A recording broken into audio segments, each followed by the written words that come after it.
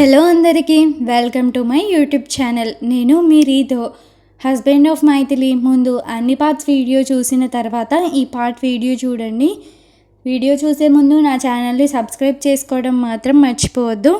ఇంకా లేట్ చేయకుండా వీడియోలోకి వెళ్ళిపోతామా. మిలీ చెప్పిన అడ్రస్కి తన మనుషుల్ని పంపించాడు ఇక్షు. తన ప్లాన్ ప్రకారంగా మిలీ ముందే అక్కడ ఒక అతన్ని సెట్ చేసి పెట్టింది. ఇక్షు మనుషులు వచ్చి వాణ్ణి తన దగ్గరికి లాక్కొని వచ్చేశారు. వాణ్ణి చూడగానే పాయింట్ బ్లాక్లో కనిపెట్టి చెప్తావా చస్తావా అని ఒక్కటే మాట అడిగాడు ఇక్ష్వాక్. ఏం చెప్పాలి సార్, ఎందుకు చావాలి అన్నాడు వణికిపోయినట్టు బహుబాగా నటిస్తూ. తన ఫోన్ బయటకి తీసి తిప్పి చూపిస్తూ ఇప్పుడు చెప్పు అన్నాడు గన్ అలాగే పట్టుకొని. ఈ ఫోన్ అని నాంచుతుంటే ఈ ఫోన్ అది ఆ ఫోన్ మోడల్ బాగుందని ఏ మోడలో చెక్ చేద్దామంటే దానికి ఫింగర్ ప్రింట్ ఉంది, ఓపెన్ అవ్వలేదు, అందుకే దాన్ని హ్యాక్ చేసి అంటుంటే ఓహో సో అదన్నమాట సంగతి అన్నాడు గన్ తీసి. సార్ మీ ఫోన్ అని నాకు తెలీదు సార్, తెలిస్తే ముట్టుకునేవాణ్ణి కూడా కాదు, మీ మీదొట్టు అనగానే సో నువ్వు నా ఫోన్ని హ్యాక్ చేసావు రైట్, గుడ్, ఇలా చెప్పమని నిన్ను ఎవరు పంపించారు అన్నాడు ఈసారి అదే గన్ని అతని హార్ట్ దగ్గర పెట్టి. నిజంగా నాకెవరు చెప్పలేదు సార్, నా గర్ల్ ఫ్రెండ్ బర్త్డే దగ్గరలో ఉంటే తనకి ఫోన్ గిఫ్ట్గా ఇద్దామని అనుకున్నా.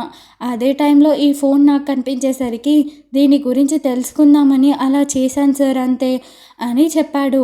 ఇక్షుకి కాస్త నమ్మశక్యంగా అనిపించేసరికి అయితే నువ్వు ఏ డివైస్ అయినా హ్యాక్ చేయగలవా అని అడగగానే అంటే సార్ అది డివైస్ మీద ఆధారపడి ఉంటుంది అన్నాడు. ఆలోచనలో పడ్డ ఇక్షు గన్ పక్కన పడేసి నువ్వు నాకు నచ్చావురా, ఏం చేస్తుంటావు నువ్వు అని అడిగాడు. సార్ అదే షాప్లో వర్క్ చేస్తాను సార్, ఖాళీగా ఉన్న టైంలో ఇలా ఈ పని చేస్తుంటానంతే అన్నాడు. సరే జాబ్ చేస్తావా మరి నా దగ్గర అని అడిగాడు. అవకాశం కోరి మరీ వస్తుంటే కాదని ఎందుకు చెప్తాడు, అది కాక ఇక్షు దగ్గరే అయ్యేసరికి చేస్తాను సార్ చేస్తాను అన్నాడు. కానీ నా దగ్గర జాబ్ చేయాలంటే కొన్ని కండిషన్స్ ఉంటాయి, అవన్నీ నా మనిషి చెప్తాడు, ముందు అవి తెలుసుకొని ఆ తర్వాత జాయిన్ అవ్వు, ముఖ్యంగా నా కండిషన్స్ ఫాలో అవ్వకపోతే మాత్రం నీకు చావే రోయ్ అన్నాడు బెదిరిస్తూ. తలూపాడు అతను సరేనన్నట్టు. మిలీ నుంచి కాల్ వస్తుండడం చూసి అరుణ్ వెంటనే లిఫ్ట్ చేశాడు. మేడం మొత్తం ఈ 128 నెంబర్స్ అన్నీ చనిపోయిన వాళ్ళవే, ఇందులో ఏ ఒక్కరు కూడా ప్రాణాలతో లేరు, అంతా వాళ్ళ ఫ్యామిలీ తరపు వాళ్ళే లిఫ్ట్ చేసి చనిపోయిన వాళ్ళ గురించి చెప్తున్నారు అన్నాడు అరుణ్. చనిపోయిన వాళ్ళ నెంబర్స్ దగ్గర పెట్టుకొని వీడేం చేస్తున్నాడు అనుమానంగా మిలీ అడగగానే అదే అర్థం కావట్లేదు మేడం, బహుశా వాళ్ళని డైరెక్ట్గా కలిస్తే ఏదైనా తెలిసే అవకాశం ఉంది, ఎందుకంటే ఫోన్లో అయితే వాళ్ళతో డైరెక్ట్గా దీని గురించి అడగలేం, కానీ ఏ ఒక్కరి లొకేషన్ ఇక్కడ కాదు మేడం, కేరళలో చూపిస్తుంది అన్నాడు అరుణ్. కేరళనా? అవును మేడం, అందరి లొకేషన్స్ అక్కడే ఏదో ఊరిలో కొన్ని చుట్టుపక్కల ఉన్నాయి అనగానే అయితే ఖచ్చితంగా అక్కడికి వెళ్తే మనకి ఏదో ఒక క్లూ దొరుకుతుంది అరుణ్, నువ్వు ఇంకా కార్తిక్ ఈరోజే ఇప్పుడే బయలుదేరండి, మనకి ఈ ఆపరేషన్ చాలా ఇంపార్టెంట్, మోరోవర్ మనకి ఎక్కువ టైం లేదు అంది. ఓకే మేడం, మేము మీకు టచ్లో ఉంటాం, రేపు మార్నింగ్ లోపు అక్కడ ఉంటాం అన్నాడు అరుణ్. ఆ రోజు రాత్రి ఇక్షు ఇంటికి రావడమే, కావేరి తినే వరకు పక్కనే ఉండి తను తిన్నాక టాబ్లెట్స్ ఇచ్చేసి ఆమె పడుకునే వరకు ఉండి అప్పుడు టెర్రస్ పైకి వెళ్ళిపోయాడు. మిలీ ఉందని గుర్తు కూడా లేదు తనకి. ఇక్షు వెళ్ళడం గమనించిన మిలీ వీడు ఈ టైంలో టెర్రస్ పైకి వెళ్ళి ఏం చేస్తాడు అని దొంగచాటుగా ఇక్షు వెనకాలే వచ్చింది. ఇక్షు వెళ్ళడమే ఒక మినీ బార్ లాంటి సెటప్ అరేంజ్ చేసి ఉందక్కడ. తాపీగా వెళ్ళి కూర్చోగానే ఒకడు వచ్చి వైన్ని గ్లాస్లో పోసి ఇక్షు చేతికి అందించాడు. జీవా అమ్మ పడుకుంది, నేను ఈరోజు ఫుల్గా తాగుతాను, రేపు మార్నింగ్ వరకు అమ్మ నా గది దగ్గరికి రాకుండా చూసుకోవాల్సిన బాధ్యత నీదే, అర్థమైందా అన్నాడు గ్లాస్ అందుకుంటూ. ఓకే సార్ అన్నాడు అతను భయంగా. ఇక మొదలుపెట్టిందే ఆలస్యం, తాగుతూనే ఉన్నాడు గ్లాసుల మీద గ్లాసులు. జీవా భయంతో వద్దని చెప్పడం మానేసి పోస్తూనే ఉన్నాడు వైన్ని. అదంతా ఓ చాటు నుండి గమనిస్తోంది మిలి. మధ్యలో సిగరెట్ కూడా అంటివ్వమని అరవడంతో అతను భయపడిపోయి వెలిగించి ఇక్షు నోట్లో పెట్టాడు. ఓవైపు దాన్ని తాగుతూ మరోవైపు వైన్ ఎత్తేస్తూ ప్లేట్లోని స్టఫ్ కూడా ముగించే పనిలో నిమగ్నమై ఉన్నాడు ఇక్షు. వీడు మరీ ఘోరంగా తాగేస్తున్నాడు. యక్షి! అయినా నువ్వు తాగితే నాకు మంచిదేలే. తాగు తాగు, బాగా తాగు సామి. తాగిన మైకంలో ఈరోజు ఎలాగైనా నీ చేత నిజం చెప్పిస్తాను చూసుకో అని మనసులో అనుకుంది మిలి. ఆఫ్టర్ 3 hours స్టిల్ తాగడం అయితే ఆపలేదు ఇక్షు. కాళ్ళు లాగుతుంటే కూర్చుంటూ లేస్తూ అక్కడే వెయిట్ చేస్తూ అపసోపాలు పడుతోంది మిలి. అప్పటికే ఊగుతున్న ఇక్షు ఇంకా కూడా ఆపట్లేదు తాగడం. వీడు ఒక్కరోజే ట్యాంకర్ బీర్ తాగేసేలా ఉన్నాడు.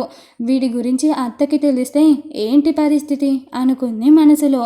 అయినా నాకెందుకు, ఒక్కసారి వీడు నా చేతికు చిక్కని, అప్పుడు చూపిస్తాను. చుక్క వాటర్ కూడా దొరకకుండా చేస్తాను వీడికి అనుకుంది.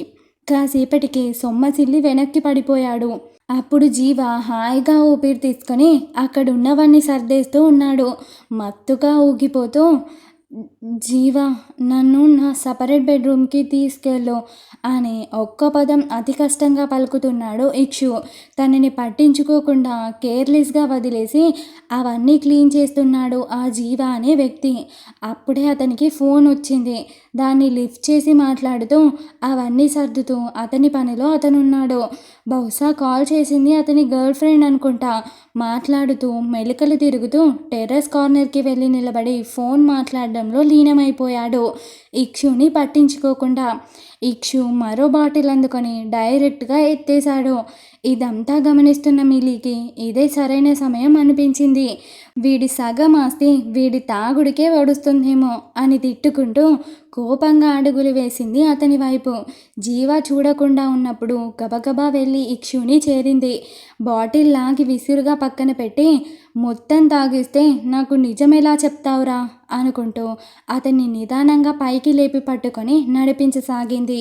అది జీవాని అనుకున్న ఇక్షు మిలి నడుం చుట్టూ చేయేసి అతనికి సపోర్ట్ కోసం మిలిని పట్టుకున్నాడు. ఒక్కసారిగా కదలకుండా ఆగిపోయింది మిలి. ఇక్షు స్పర్శ తనకి తాకగానే తనకి అంతా అయోమయంగా అనిపించింది. వెంటనే ఆ చేతిని తీసి తన భుజం మీద వేయించుకొని ముందుకి నడిపించసాగింది.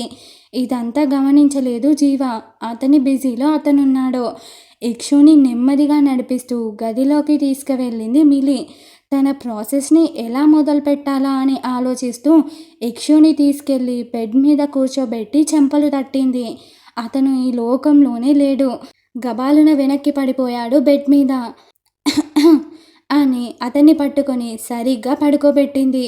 తనలోనే తాను ఏదేదో మాట్లాడుకుంటున్నాడు ఇక్షు తాగిన మైకం వల్ల. అతని దగ్గర నుంచి డ్రింక్ స్మెల్ వస్తుంటే ఆ స్మెల్ కూడా భరించలేకుండా ఉంది మిలికి. దూరంగా జరిగి చిరాగ్గా మొహం పెట్టి అతన్నే చూస్తూ, ఇప్పుడు వీడి చేత నిజం ఎలా చెప్పించడం అని ఆలోచిస్తూ పక్కనే ఉన్న వాటర్ బాటిల్ అందుకొని అందులోంచి కొన్ని వాటర్ తీసి ఇక్షు మొహాన జల్లింది. కొద్దిగా స్పృహలోకి వచ్చినట్టుగా కళ్ళు చిన్నగా తెరిచి, ఏ ఎవర్రా అది? ఎవరు ఎవరు నన్ను సముద్రంలో పడేసింది అని అరుస్తున్నాడు. హా, నీ పెళ్ళాన్నిరా అంది మిలి పళ్ళు బిగించి. నా పెళ్ళామా అని చిన్నగా కళ్ళు తెరిచి చూసి నవ్వుతూ, రావే నా పెళ్ళామా అంటూ సగం పైకి లేచి అమాంతం మిలి చెయ్యందుకొని తన మీదకి లాక్కున్నాడు. ఒక్క దెబ్బతో మిలి వచ్చి ఇక్షు మీద వాలిపోయింది. ఇద్దరూ కలిసి బెడ్ మీద పడ్డారు. ఒక్క క్షణం ఇక్షుని కంగారుగా చూసి పైకి లేవబోయింది మిలి. కానీ వదలకుండా తన చుట్టూ 2 చేతులు చుట్టేసి గట్టిగా పట్టుకున్నాడు ఇక్షు.